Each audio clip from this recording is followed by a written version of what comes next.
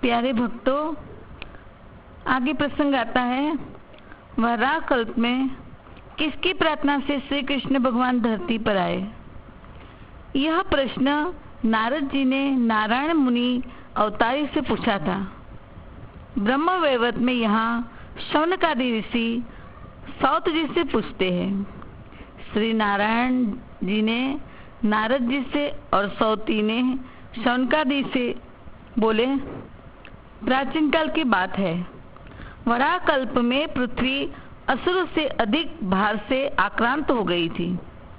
अतः शोक से पीड़ित हो वह ब्रह्मा जी के पास गई शरण में।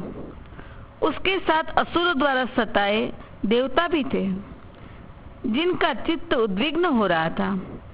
ब्रह्मा जी अपने आसन पर विराजमान थे। श्री कृष्ण नहीं, केवल कृष्ण इस 2 अक्षर के पर ब्रह्म स्वरूप मंत्र का जप कर रहे थे। उनके नेत्र भक्ति जनित आंसुओं से भरे थे तथा संपूर्ण अंगों में रोमांच हो आया था। देवताओं सहित पृथ्वी ने भक्ति भाव से चतुरानन को प्रणाम किया और दैत्यों के भार आदि का सारा वृत्तांत कह सुनाया और आंसू भरे नेत्र से ब्रह्मा जी की स्तुति तथा रोदन करने लगी। हे जगत पिता, हे जगत पिता, मैं दीन दुखी होकर आई तब चरण शरण में जगत पिता, हे जगत पिता। ब्रह्मा जी ने कहा, बद्रे, मेरे रहते तुम क्यों भयभीत हो, रोती हो, स्तुति कर रही हो? शांति से बैठ के बात करो। और देवताओं से पूछा, किस लिए तुम्हारा मेरे समीप आना हुआ? देवता बोले, प्रभु, पृथ्वी दैत्यों के भार से दबी हुई है तथा हम भी उनके कारण संकट में पड़ गए हैं। दैत्यों ने हमें ग्रस्त लिया। आप ही जगत के सृष्टा है, शीघ्र ही हमारा उद्धार करे। आप ही इस पृथ्वी की गति है और उसके भार का हरण करे, हमारा संकट दूर करे। ब्रह्मा जी बोले, बेटी, तुम भय छोड़कर मेरे पास सुखपूर्वक रहो। बताओ, तुम पे किनका भार आ गया है जिसे सहने में तुम असमर्थ हो? मैं उस भार को दूर करूंगा। ब्रह्मा जी के वचन सुनकर पृथ्वी के मुख पर और नेत्रों में प्रसन्नता छा गई। पृथ्वी ने कहा, हे पिता, मैं जिनके भार से पीड़ित हूँ ये आप सुनो। हे भक्तों, आप भी ये बात बड़े ध्यान से सुनो। पृथ्वी कह रही है, मैं किसके भार से पीड़ित हूँ। एक तो जो श्री कृष्ण भक्ति से हीन है और जो कृष्ण भक्त की निंदा करते हैं उनके भार से। दूसरा, जो अपने धर्म के आचरण से शून्य है, नित्य कर्म रहित है, जिनकी वेदों में श्रद्धा नहीं, उनके भार से। जो पिता, माता, गुरु, स्त्री, पुत्र तथा पोष्य वर्ग का पालन नहीं करते, उनके भार से। चौथा, जो मिथ्यावादी है, जिनमें दया और सत्य का अभाव है तथा गुरुजनों और देवता की निंदा करते हैं, इनके भार से। जो मित्र द्रोही, कृतघ्न, झूठी गवाही देने वाले हैं, विश्वासघाती तथा धरोहर हड़पते हैं, उनके भार से। छठा, जो वेद बेचते हैं, हरि का नाम बेचते हैं, उनके भार से।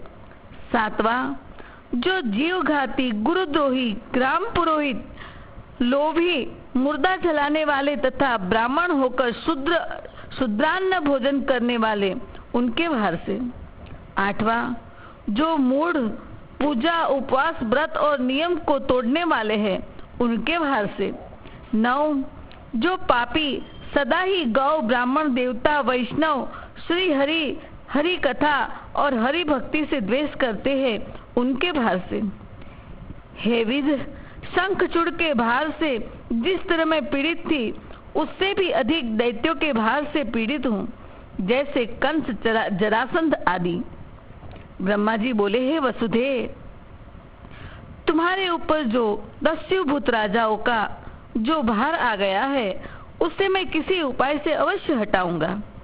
पृथ्वी को इस प्रकार आश्वासन देकर देवताओं सहित ब्रह्मा जी ब्रह्मलोक से कैलाश आए। कैलाश के रमणीय आश्रम पर गंगा जी के तट पे अक्षय वट के नीचे शंकर भगवान को देखा। वह पंचमुखी महादेव सिद्ध योगिंद्रों से सेवित थे। वे गंधर्वों का संगीत सुन रहे थे और अपनी ओर देखती पार्वती की ओर प्रेम पूर्वक तिरछी नजर से देख लेते थे और अपने 5 मुखों द्वारा श्री हरि के एकमात्र मंगल नाम का जप कर रहे थे। गंगा जी से उत्पन्न कमलों के बीच की माला से जप करते समय उनके शरीर में रोमांच हो आता था।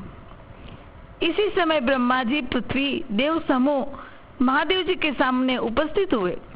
भोलेनाथ ने जगत गुरु ब्रह्मा जी को आया देख शीघ्र भक्तिभाव से खड़े होकर उनको प्रेम पूर्वक मस्तक झुकाकर प्रणाम किया, आशीर्वाद पाया। देवताओं तथा पृथ्वी ने शिव जी को प्रणाम कर आशीर्वाद पाया। ब्रह्मा जी ने पार्वती नाथ शिव से सारा वृत्तांत कहा। यह सुनकर भक्त वत्सल शंकर जी ने तुरंत ही मस्तक नीचा कर लिया। पार्वती और शिव को बड़ा दुख हुआ। ब्रह्मा और शिव ने देव समूह तथा वसुधा को यत्न पूर्वक सांत्वना देकर घर लौटा दिया। फिर दोनों देवेश्वर धर्म के भवन चले और उनके साथ विचार विमर्श करके वे तीनों श्री हरि के धाम चले। वैकुंठ गमन। ब्रह्मांड से ऊपर उसकी स्थिति है। जरा मृत्यु को दूर भगाने वाला यह लोक मानव वायु के आधार पर स्थित है। इस धाम की स्थिति ब्रह्मलोक से 1 करोड़ योजन ऊपर है। उस धाम का वर्णन अवर्णनीय है।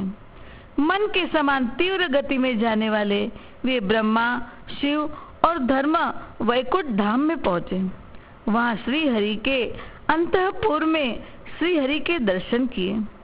श्री हरि दिव्य रत्नमय सिंहासन पर बैठे थे। सरस्वती उसके प्राण वल्लभ श्री हरि शांत भाव से बैठे थे। सरस्वती के प्राण वल्लभ श्री हरि शांत भाव से बैठे थे। लक्ष्मी जी उनके चरणारविंदों की सेवा कर रही थी। ब्रह्मादि देवेश्वरों ने उनको भक्ति भाव से प्रणाम किया, स्तुति की। उस समय श्री हरि परमानंद के भार से दबे हुए थे। उनके अंगों में रोमांच हो आया था। श्री हरि प्रसन्न होके बोले, तुम लोग गोलोक जाओ, वहां तुम्हारे अभिष्ट कार्य की सिद्धि होगी। फिर हम लक्ष्मी सरस्वती संग वहां पहुंचेंगे।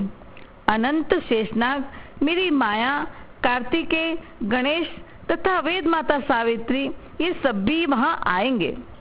तब तीनों देवताओं ने उनको प्रणाम कर गोलोक की यात्रा आरंभ करी। बोलिए श्री कृष्ण भगवान की जय।